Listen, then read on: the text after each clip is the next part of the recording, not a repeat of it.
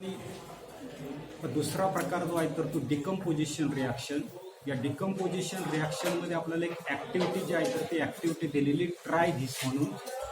आता ही घरी तुम्हाला त्या ठिकाणी करता येईल. त्यासाठी ॲपरेटस दिलेला आपल्याला इव्हॅपोरेटिंग डिश. इव्हॅपोरेटिंग डिशच्या ऐवजी आपण स्पून जो आहे, चमचा जो आहे तर त्या चमच्यामध्ये आपण असणार जे काही साखर जी आहे तर ती साखर आपल्याला त्या ठिकाणी घ्यायची. त्याच्यानंतर बुन्सेन बर्नर. आता घरी काय आपल्याकडे बुन्सेन बर्नर नाही तर गॅस जो आहे तर ते गॅसवर आपण त्या ठिकाणी तापवणार आहोत. केमिकल्स म्हणून आपल्याला त्या ठिकाणी असणारे पहिलं सांगितलं की शुगर, साखर. दुसरं आपल्याला सांगितलं कॅल्शियम कार्बोनेट, ज्याला आपण त्या ठिकाणी चुना जे आहे तर त्या चुन्याचे असणारे काही खडे जे आहेत तर ते खडे. तिसरं आपल्याला दिलेले सल्फ्युरिक ॲसिड. याच्यापैकी आपल्याला साखरेची असणारी काही ॲक्टिव्हिटी जी आहे तर ती ॲक्टिव्हिटी घरी त्या ठिकाणी करू.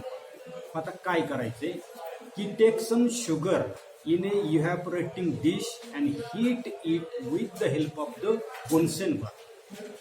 तर आपण काय करणार आहे, घरी त्या ठिकाणी ॲक्टिव्हिटी जर करायची असेल तर आपल्याला त्या ठिकाणी असताना काही चमचा जो आहे तर त्या चमच्यामध्ये साखर घ्यायची. आपला हात त्या ठिकाणी बर्न होऊ नये म्हणून त्या ठिकाणी असणारे काही चिमटा जो आहे किंवा पकड तुमच्याकडे असेल तर त्या पकडीच्या साहाय्याने त्या ठिकाणी तो चमचा जो आहे तर त्या चमच्यामध्ये साखर घ्या. त्याला काय करा, पकड जी आहे तर त्या पकडीच्या साहाय्याने हातामध्ये धरून काय करायचे, उष्णता जी आहे तर ती उष्णता द्या. After some time you will see the formation of burn out black sulphur. काही वेळानंतर तुमच्या असं लक्षात येईल की साखर जी आहे तर त्या साखरेला जर त्या ठिकाणी उष्णता जर दिली तर आपल्याला काळ्या रंगाचा असणारा काही पदार्थ जो आहे तर तो पदार्थ त्या ठिकाणी शिल्लक राहतो. Exactly what must happen in this activity. म्हणजे असणारी काही साखर जी आहे तर त्या साखरेला उष्णता दिल्यानंतर कालांतरानं आपल्याला त्या ठिकाणी चमचा जो आहे तर त्या चमच्यामध्ये काळ्या रंगाचा पदार्थ त्या ठिकाणी शिल्लक राहतो. म्हणजे नेमकं ती असणारी काही ॲक्टिव्हिटी जी आहे तर त्या ॲक्टिव्हिटीमध्ये नेमकं काय घडतंय तर ते आपल्याला त्या ठिकाणी विचार. आता काय होताना दिसतंय ते आपल्याला दिलेले. In the activity a single reactant, that is sugar, is divided into two substance, that is carbon and water. आपल्या असं लक्षात येतं नसतंय की असतात काही साखर एकटाच त्या ठिकाणी पदार्थ घेतला, त्याला उष्णता दिली. उष्णता दिल्यानंतर आपल्या असं लक्षात येतं नसतंय की तो असतो काही चमचा जो आहे तर त्या चमच्यामध्ये काळा पदार्थ त्या ठिकाणी शिल्लक राहतो. हा काळा पदार्थ म्हणजे काय असणार आहे, साखर त्या ठिकाणी असणार. त्याच्यानंतर उष्णता देत असताना तेथे असणारे काही पाणी जे आहे तर त्या पाण्याची काय होतं ते वाफ जी आहे तर ती वाफ त्या ठिकाणी होतात. म्हणजे असणारी जी काही साखर जी आहे तर त्या साखरेचा फॉर्म्युला आपल्याला दिलेला आहे की C12H22OL. याला काय करायचं आपल्याला, उष्णता जी आहे तर ती उष्णता त्या ठिकाणी. आता इथे काही हिटचं चिन्ह दाखवलं नाही पण आपण इथे हिट जी आहे तर ती म्हणजे असणारी काही साखर जी आहे तर त्या साखरेला जर उष्णता जर दिली तर आपल्याला काळ्या रंगाचा पदार्थ त्या ठिकाणी शिल्लक राहणार दिसतो. आणि आपण म्हटलं की पाणी जे आहे तर ते पाणी त्या ठिकाणी शिल्लक. आता या ठिकाणी आपल्याला दिलेली जी काही रिॲक्शन जी आहे तर ती रिॲक्शन त्या ठिकाणी बॅलन्सिंग करायची. ती बॅलन्सिंग करत असताना सर्वसाधारणपणे कार्बन जे आहे तर कार्बन 12, इथे काय आपण कार्बन 12 दाखवणार नाही तर इथे आपण त्या ठिकाणी करणारे कार्बन 12. त्याच्यानंतर आपल्या लक्षात येतं नसतं की हायड्रोजन जो आहे तर त्या हायड्रोजनचे 2च रेण आहे. इथे मात्र किती आहे, 22 आहे. मग आता इथेच काय करतो मी 11 करतो म्हणजे की झाली 22 आणि ऑक्सिजनची वरती झाले 8.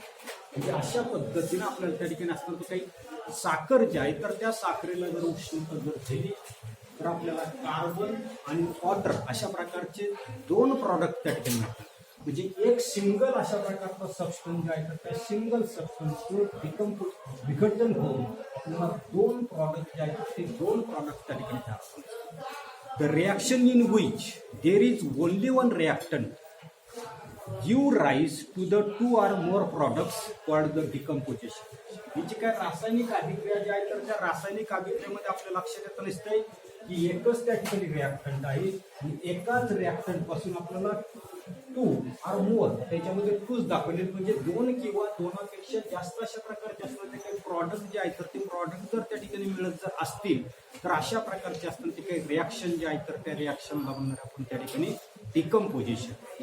अशा पद्धतीची दुसरी असणारी जी काही ॲक्टिव्हिटी जी आहे तर ती दुसरी ॲक्टिव्हिटी आपल्याला पाहिजे याच्यासाठी आपल्याला असणार जे काही टेस्ट ट्यूब जे आहे तर त्या टेस्ट ट्यूबचा असणारा काही वापर जो आहे तर तो वापर त्या ठिकाणी करायला पाहिजे. काही काही केले ही ट्यूब टेस्ट ट्यूब दोन असणाऱ्या ज्या काही परीक्षा नळ्या ज्या आहेत तर ते परीक्षा नळी, त्याच्यानंतर बेंट ट्यूब वक्र अशा प्रकारची असणारी जी काही नलिका, त्याच्यानंतर रबर कॉर्क आपल्याला 2 रबर कॉर्क त्या ठिकाणी लागणार आहे. दोन्ही याच्यामध्ये एक एक रबर कॉर्क म्हणजे त्या ठिकाणी असणार जे काही रबरी बुक जे आहे तर ते रबरी बुक त्या ठिकाणी येणार आहे. त्याच्यानंतर असणारे जे काही बर्नर जे आहे तर त्या बर्नरचा वापर म्हणजे सर्वसाधारणपणे असणारे जे काही टेस्ट ट्यूब जे आहे तर ते टेस्ट ट्यूब त्या ठिकाणी अशा पद्धतीचे टेस्ट ट्यूब जे आहे तर ते टेस्ट ट्यूब त्या ठिकाणी असेल. त्याच्यानंतर त्याच्याच आतमध्ये आपल्याला असणारे जे काही अशा प्रकारचं रबर कॉर्क त्याच्यामध्ये आहे, त्याला त्या ठिकाणी होल असणार आहे. तर हे जे असणार जे काही होल जे आहे तर ते होल सर्वसाधारणपणे असणारी जी काही बेंट ट्यूब जे आहे तर ती बेंट ट्यूब त्याच्यामध्ये काय करायची आपल्याला इन्सर्ट करायची. आणि त्या बेंट ट्यूबचं असणारं जे काही दुसरं अशा प्रकारचं असणारं जे काही टोक जे आहे तर ते दुसरं असणारं जे काही टोक दुसरी असणारी जे काही टेस्ट ट्यूब जे आहे तर त्या टेस्ट ट्यूबमध्ये आपल्याला काही करायचं तर ते इन्सर्ट करायचे. ही असणारी जी काही टेस्ट ट्यूब जे आहे तर त्या टेस्ट ट्यूबमध्ये आपल्याला लाईम वॉटर जे आहे तर ते लाईम वॉटर म्हणजे पांढरी अशा प्रकारची चुन्याची असणारी जी काही निवडी जी आहे तर ती निवडी जी आहे. त्याच्यानंतर ही असणारी जी काही टेस्ट ट्यूब जी आहे तर त्या टेस्ट ट्यूबमध्ये सर्वसाधारणपणे आपल्याला कॅल्शियम कार्बोनेट जे आहे तर ते कॅल्शियम कार्बोनेट घेणार आहे. त्याचबरोबर ही असणारी जी काही टेस्ट ट्यूब जी आहे तर त्या टेस्ट ट्यूबला सर्वसाधारणपणे आपण असणारे काही बुन्सेन बर्नर जो आहे तर त्या बुन्सेन बर्नर काय करणार आहे कॅल्शियम कार्बोनेट जे आहे तर त्या कॅल्शियम कार्बोनेटला त्या ठिकाणी फिटिंग. आता याच्यामध्ये केमिकल्स आपल्याला दिलेले की कॅल्शियम कार्बोनेट आपण त्या ठिकाणी घेतलेले आणि दुसरी असणारी जी काही टेस्ट ट्यूब जे आहे तर त्या टेस्ट ट्यूबमध्ये फ्रेशली प्रिपेअर्ड लाईम म्हणजे नुकतंच तयार केलेली काही चुन्याची निवडी जी आहे तर ती चुन्याची निवडी त्या ठिकाणी. आता काय कृती सांगितली बा की take some calcium carbonate in a test. एक असणारी काही परीक्षा नळी जी आहे तर त्या परीक्षा नळीमध्ये काय केलेले कॅल्शियम कार्बोनेट जे आहे तर त्या कॅल्शियम कार्बोनेटचे असणारे काही खडे जे आहेत किंवा पिसेस जे आहेत तर ते पिसेस त्या ठिकाणी घेतलेले. त्याच्यानंतर fit a bent test tube to this test tube with the help of a rubber. त्याच्यानंतर एक वक्र अशा प्रकारची असणारी काही नलिका जी आहे तर ते नलिका काही केलेली आपण याच्यामध्ये असणारे काही सर्वसाधारणपणे आपल्याला असणारी काही बूस जे आहे तर ते बूस त्या ठिकाणी आहे आणि त्याला त्या ठिकाणी होल आहे. अशा प्रकारचं होलमधून काही केलेली ती वक्र नलिका जी आहे तर ती वक्र नलिका पहिली असणारी काही परीक्षा आपण त्या ठिकाणी इन्सर्ट केलेली. त्याच्यानंतर insert the other end of the bent test tube in the freshly prepared lime water taken in the another. जी काही बेंट ट्यूब जे आहे तर त्या बेंट ट्यूबचं असणारे दुसरं ट्यूब जे आहे तर ते दुसरं ट्यूब काय केलेलं आपण अशा प्रकारची टेस्ट ट्यूब ज्या टेस्ट ट्यूबमध्ये आपण फ्रेशली प्रिपेअर्ड लाईम वॉटर जे आहे तर ते लाईम वॉटर घेतलेले त्याच्यामध्ये काय केलेली ती असणारी काही टेस्ट ट्यूब जे आहे तर ते टेस्ट ट्यूब त्या ठिकाणी किंवा असणारे काही वक्र नलिकेचं दुसरं टोक जे आहे तर ते दुसरं टोक काय केले त्याच्यामध्ये इन्सर्ट. त्याच्यानंतर पुढे बघा काय सांगितलेलं आहे की heat the powder calcium carbonate in the first test tube strongly. पहिल्या असणारी जी काही परीक्षा नळी जी आहे तर त्या परीक्षा नळीमध्ये असणारे काही कॅल्शियम कार्बोनेट जे आहे तर त्या कॅल्शियम कार्बोनेट काय करायचं आपल्याला स्ट्रॉंग अशा प्रकारची असणारी काही हीट जी आहे तर ती हीट त्या ठिकाणी द्यायची. उष्णता जी आहे तर ती उष्णता द्यायची. उष्णता दिल्यानंतर आपल्या असं लक्षात येता नसते काय होता नसते काही वायू जो आहे तर तो वायू त्या ठिकाणी द्या आणि तयार झालेला जो काही वायू जो आहे तर तो वायू काय होता नसते या ठिकाणी फ्रेशली प्रिपेअर्ड असणारे काही लाईम वॉटर जे आहे तर त्या लाईम वॉटर गेल्यानंतर आपल्या असं लक्षात येतं नसते जे काही लाईम वॉटर जे आहे तर ते लाईम वॉटर टर्न्स मिल्क. त्या ठिकाणी ती चुन्याची निवडी जी आहे तर ती चुन्याची निवडी त्या ठिकाणी पांढरुकी त्या ठिकाणी होताना.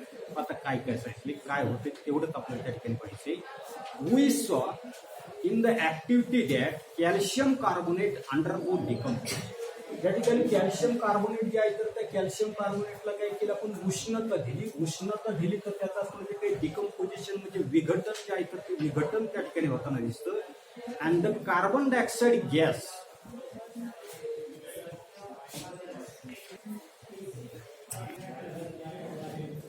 आपल्याला जी ऍक्टिव्हिटी जी आहे तर त्या ऍक्टिव्हिटीमध्ये असणारी काही कॅल्शियम कार्बोनेट जे आहे तर त्या कॅल्शियम कार्बोनेटला आपण हीट दिली. हीट दिल्यामुळं कॅल्शियम कार्बोनेट जे आहे तर त्या कॅल्शियम कार्बोनेटचं त्या ठिकाणी डिकम्पोजिशन त्या ठिकाणी होताना दिसतं आणि डिकम्पोजिशन झाल्यानंतर त्याच्यामधून कार्बन डायऑक्साईड गॅस जो आहे तर तो कार्बन डायऑक्साईड गॅस त्या ठिकाणी फॉर्म होताना दिसतो. आणि हा फॉर्म झालेला जो काही कार्बन डायऑक्साईड गॅस जो आहे तर तो लाईम वॉटरमध्ये आपण सोडलेला आहे आणि याच्यामुळे त्या ठिकाणी ती लाईम वॉटर काय आपण दिसते मिल्की जे आहे दुधाळ जे आहे पांढरं जे आहे ते पांढरं त्या ठिकाणी. दुसरं आपल्याला सांगितलं the second product of the reaction is calcium oxide. त्याचबरोबर दुसरं असताना ते काही प्रॉडक्ट जे आहे तर ते प्रॉडक्ट त्या ठिकाणी तयार होताना दिसतं की सर्वसाधारणपणे याच्यामध्ये आपल्याला कॅल्शियम ऑक्साईड जी असताना काही पावडर जे आहे तर ती पावडर सुद्धा त्या ठिकाणी तयार होताना दिसते. But this remains behind in the test. परंतु जी काही तयार झालेली काही कॅल्शियम ऑक्साईडची असताना ती काही पावडर जी आहे तर ती पावडर त्या ठिकाणी खाली तळाला त्या ठिकाणी काय होताना दिसते ती असताना जी काही टेस्ट ट्यूब जी आहे तर त्या टेस्ट ट्यूब मध्ये त्या ठिकाणी तयार होते. तर ही असताना जी काही रिॲक्शन जी आहे तर तीच रिॲक्शन आपण त्या ठिकाणी पाहून काय काय होते की असताना जे काही कॅल्शियम कार्बोनेट आहे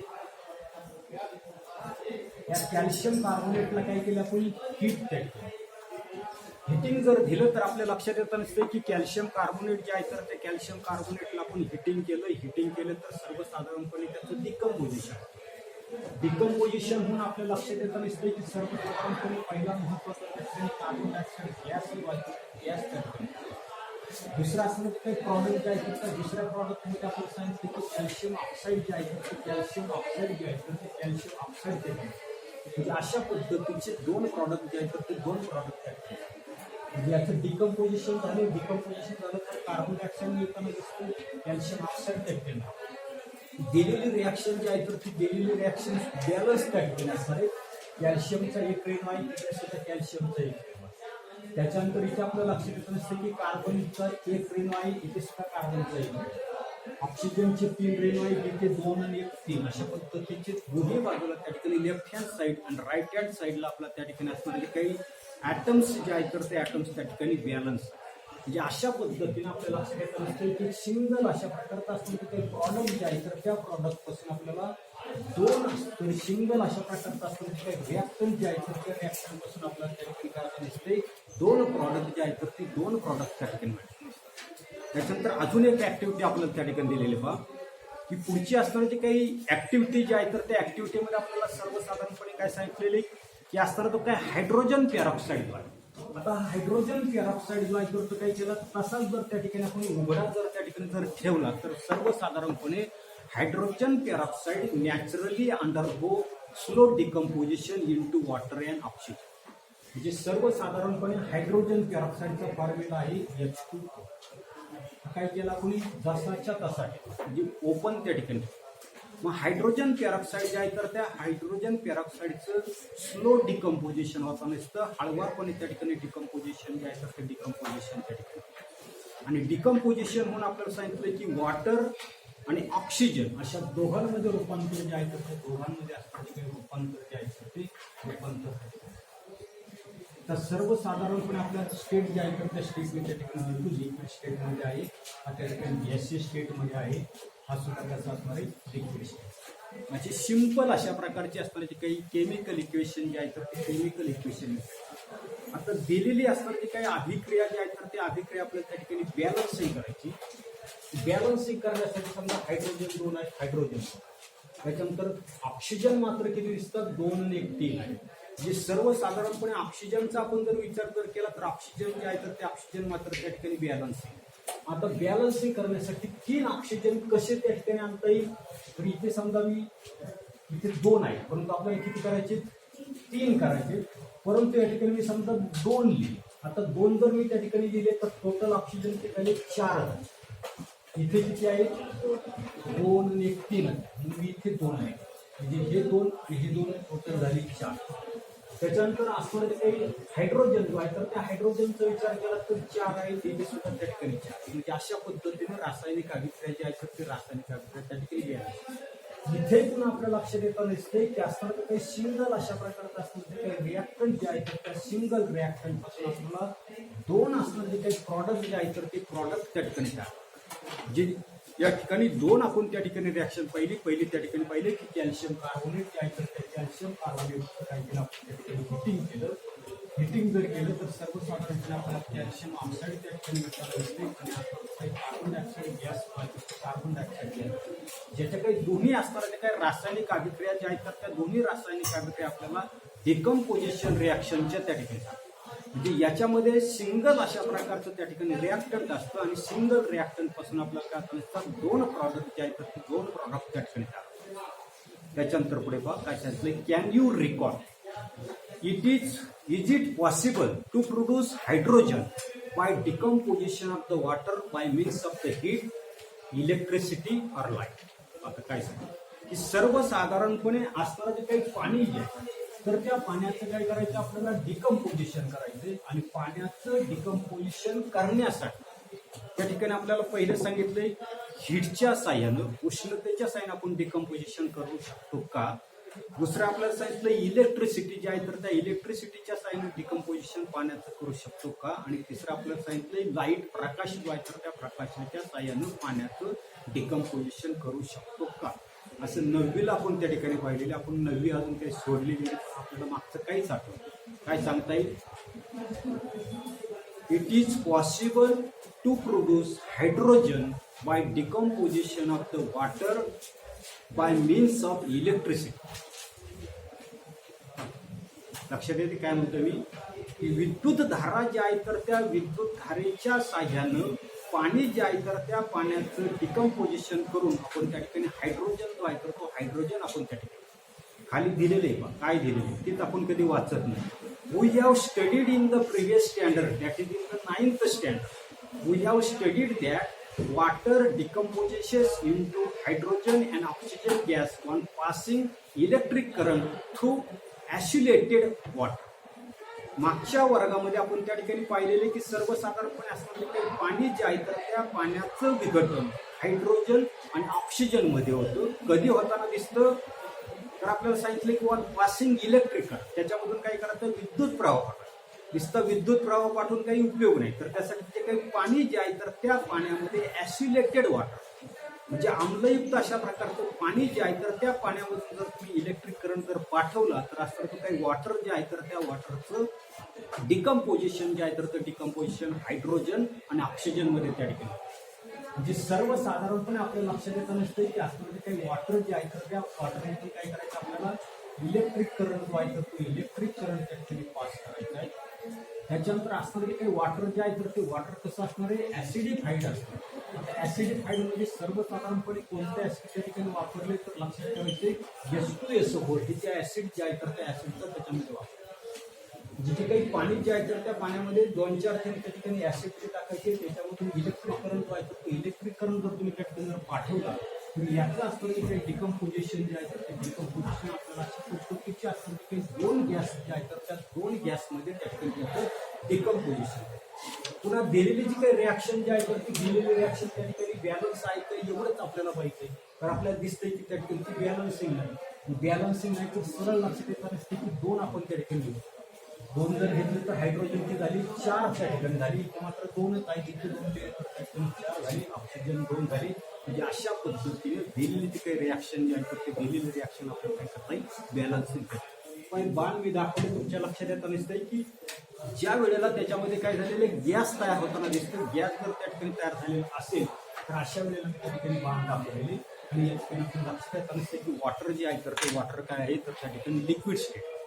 आता याच्यावरून पुन्हा आपल्याला त्या ठिकाणी डिकम्पोजिशन रिॲक्शन जे आहे तर त्या डिकम्पोजिशन रिॲक्शनची असणारे काही डेफिनेशन जे आहे तर ते डेफिनेशन दिलेली पहा. The chemical reaction in which 2 or more products are formed from a single reactor is called decomposition reaction. पुन्हा एकदा ऐका. The chemical reaction in which 2 or more products are formed due to single reactor is called decomposition. अशा प्रकारची रासायनिक अभिक्रिया की ज्या रासायनिक अभिक्रियेमध्ये एकच असणारे जे काही अभिकारक जे आहेत तर त्या एकाच अभिकारकापासून आपल्याला 2 किंवा 2पेक्षा जास्त अशा प्रकारची जर उत्पादित जर त्या ठिकाणी जर मिळत असतील तर अशा प्रकारची असणारी काही अभिक्रिया ज्या आहेत तर त्या अभिक्रियेला म्हटलं आपण त्यांनी डिकम्पोजिशन रिॲक्शन. आता इथे काही स्टेटमेंट जे आहे तर ते स्टेटमेंट आपलं त्या ठिकाणी पाठ झालेलं असेल तुमचं. आता काय सांगितले पटापट बोलायचे माझ्यामध्ये मला. तर केमिकल रिॲक्शन in which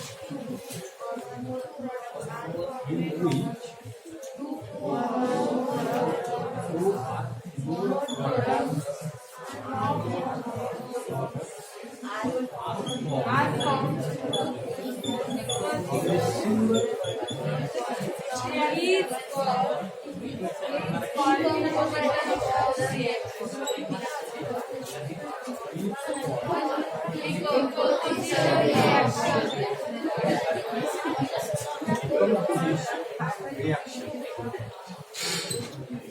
तर आपले अशा व्याख्या ज्या आहेत तर त्या व्याख्या आपल्याला त्या ठिकाणी पाठ झाल्या पाहिजे. परीक्षेमध्ये आपल्याला प्रश्न विचारला जातो की define decomposition reaction with exam. आपल्याला त्याची डेफिनेशन जी आहे तर ती डेफिनेशन त्या ठिकाणी आपल्याला सांगता आली पाहिजे. आता पुढे की many degradation process takes place in the nature surrounding. आपल्या सभोवताली जर आपण त्या ठिकाणी जर पाहिलं तर अनेक अशा प्रकारचे आपल्या सभोवताली असणारे काही घटक जे आहेत तर त्या घटकांचं डिग्रेडेशन म्हणजे अपघटन जे आहे तर ते अपघटन त्या ठिकाणी होत नाही. तर कोणाकोणाचं त्या ठिकाणी डिग्रेडेशन होता वेळेस तर पहिले आपल्याला सांगितलंय की ऑर्गॅनिक वेस्ट आपल्याकडे असणार तो काही सेंद्रिय अशा प्रकारचा असणार तो काही कचरा काय सांगितलंय. Organic waste is decomposed by the micro organism and as a result manure and biogas are. आपल्या असं लक्षात येतं नसते की आपल्याकडे असणार तो काही सेंद्रिय कचरा जो आहे तर त्या सेंद्रिय कचऱ्याचं सूक्ष्मजीव जे आहे तर ते सूक्ष्मजीव काय करता नसतात तर त्या ठिकाणी डिकम्पोजिशन करता नसतात. डिकम्पोजिशन करून आपल्याला त्या ठिकाणी खत आणि दुसरं आपल्याला सांगितलं बायोगॅस जो आहे तर तो बायोगॅस त्या ठिकाणी काय होता नसतो तयार होता नसतो. Biogas is used as a fuel. जे काही त्या ठिकाणी बायोगॅस त्या ठिकाणी तयार होता नसतो तर त्याचा आपण त्या ठिकाणी इंधन जे आहे तर ते इंधन म्हणून काय करता नसतो वापर करतात.